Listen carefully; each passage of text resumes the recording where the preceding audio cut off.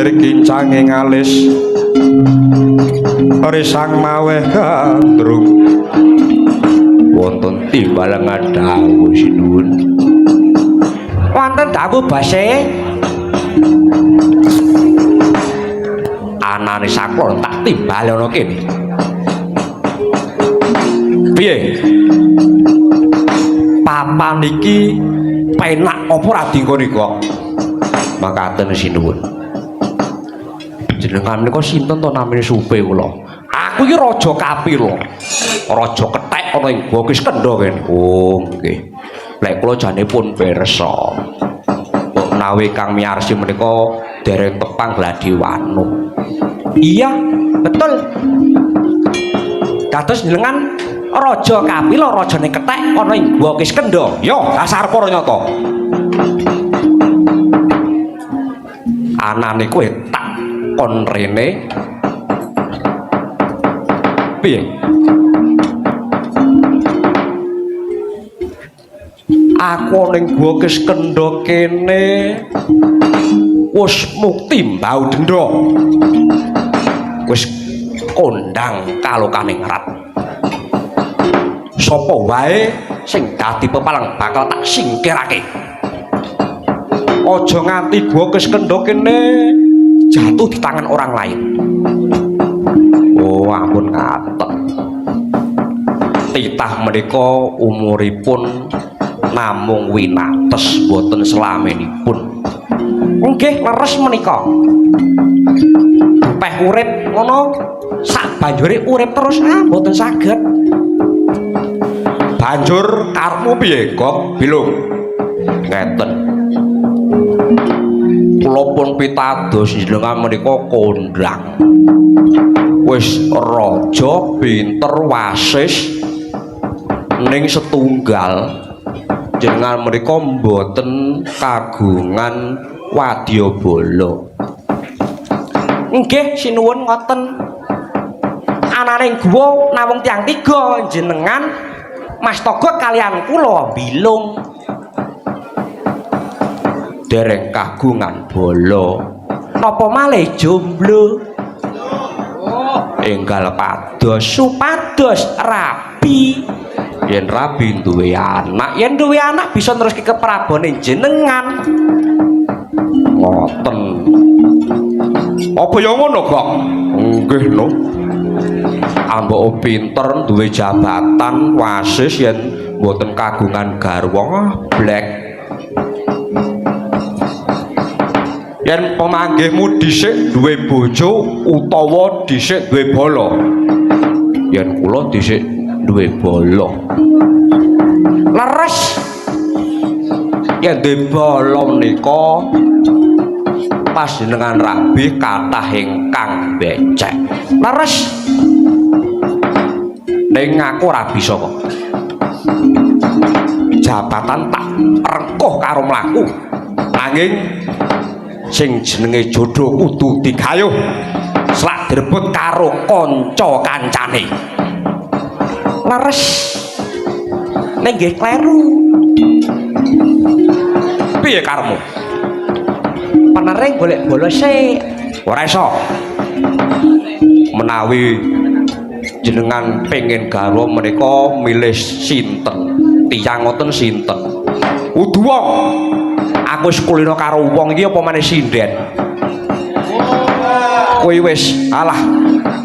nyakitin tukang selingkuh wis mlaku 9 sasi bakne 9 sasi kuwi gur simpenan tibane karo wong liya wis setahun luwih dadi sing selingkuhan aku apa dekne kok ya jenengan sajroning 2 taun ana 9 sasi menika jenengan selingkuhan iki jenengan goblok leres ambon di jabatan yen goblok perkara wanita nika mboten wonten harkat martabatipun leres aturi bilung umpami jenengan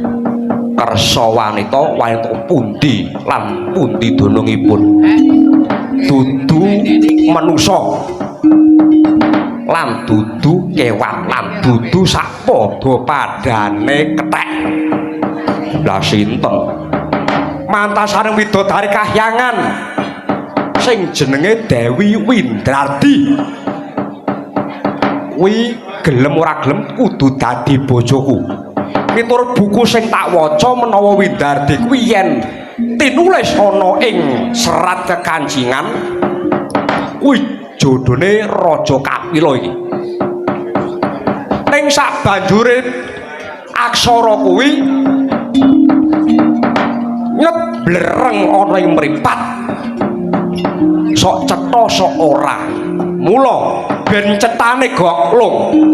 kudu digayuh ben tulisan kuwi cetha lara maksud talining kalbu budine kang den bawani wenganing Tyasukalila wenganing Tyasukalila ampun ngoten menika jenengan rak angger-anggere wewatonan pranataning pewayangan piye umume menika menungsa menika kalian Dewi buta kalih raseksi lan Dewa Dewi Durandara Durandari Widodara Widodari lah kok kethek mung sak ketheke njaluk widodari menika jenengan gablek napa praja mboten kagungan mesanggrah ning guwa alah wong wedok nek sakniki mboten purun anane mung duit leres nggak mungkin itu terjadi mustahil tanpa wangenan leres aturing bilung tawing gugu atur kula mboten susah mboten usah dipikir sing neka-neka pun sak lumrahe mawon kethek kali nggih kethek wedok ngoten mawon kok dewa karo Dewi mboten cocok apa enek kok kethek wedok enten mawon lek nyasa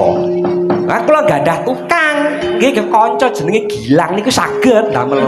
wayang omahe patik iya bener apa wong wis teko wis ning mburi ae kae mbuh kaya ngapa kudu tak gayuh sing jeneng Windardi nggih manut mawon adatipun wong sing ketunggunan togong bilung yen boten gugu menika anane mung apes cilike lara gedene tumekeng pati pun jenengan gugu boten lek boten nggih boten napa-napa yen enten napa menatanipun togong bilung boten enten perkawis menapa-napa kula boten tumut-tumut yo kabeh tak tanggung siap betul itu nek mati jenengan kubur piyambak togong bilung emoh menggali kuburanipun jenengan tuku kapan yo tuku dhewe arep mbok bacake tuku pitik dhewe arep sing olah-olah golek wong dhewe lan sak piturute mati karek buak golek juragan liya bodoh amat bakune Windardi tak boyongane Madyapada pun mendel mawon bakune kowe njaga sak kiwa tengene guwa Kiskendha menawa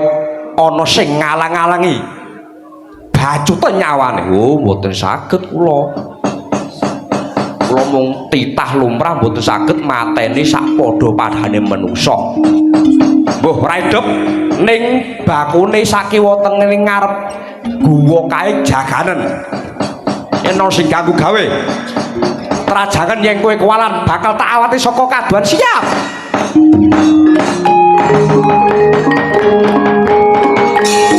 Sikra bala kang tumingal asampo samyo kali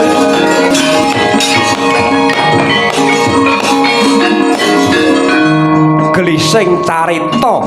gelising kandha manyarengi gelising wanci sawetara dangu anggone Sang Maesasura Lembusura lan Jatasura anggone tetapaning guwa Kiskendapura nalika semana wanci kang sangsaya gumilir gumanti Lembusura Masasura Jatasura taksih kemutan pengin hanggarwa risang Dewi Windardi kagugah jroning tapa geger sanalika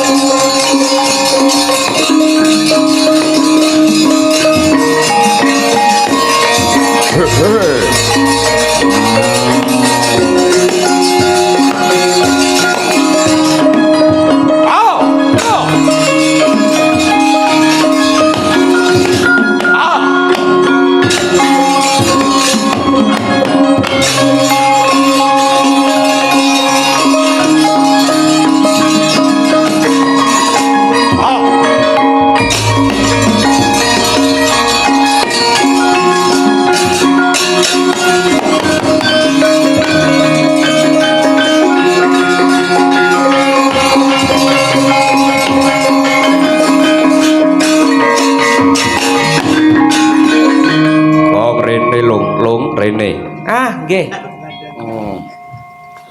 Genti juragan. Iya. Maune Raja Kapila dadi Maesasura. Iya, ceritane ngono. Baru ini ya anyar. Pripun sinuwun pripun? Pun rampung anggone tapa? Iya. Janjine para dewa. Menawa kasil nggonku tapa? Bakal diwehi bebungah ya kuwi mantasaning widodarining kahyangan sing jenenge Dewi Tara. Oh nggih. Monggo mawon. Ning paduka katuran emut.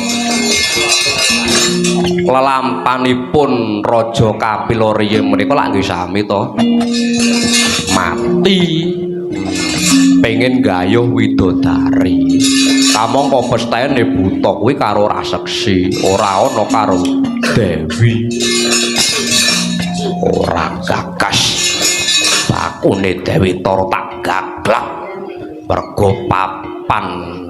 guwa Kiskendha kene wis dadi darbekku lan darbeke adi-adiku kabeh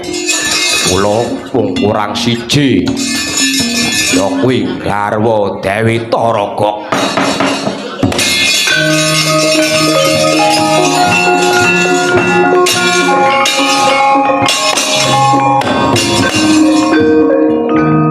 Cleng. Te alon men. Wong ratune seneng-seneng pengen garwa widodari kok tong cleng.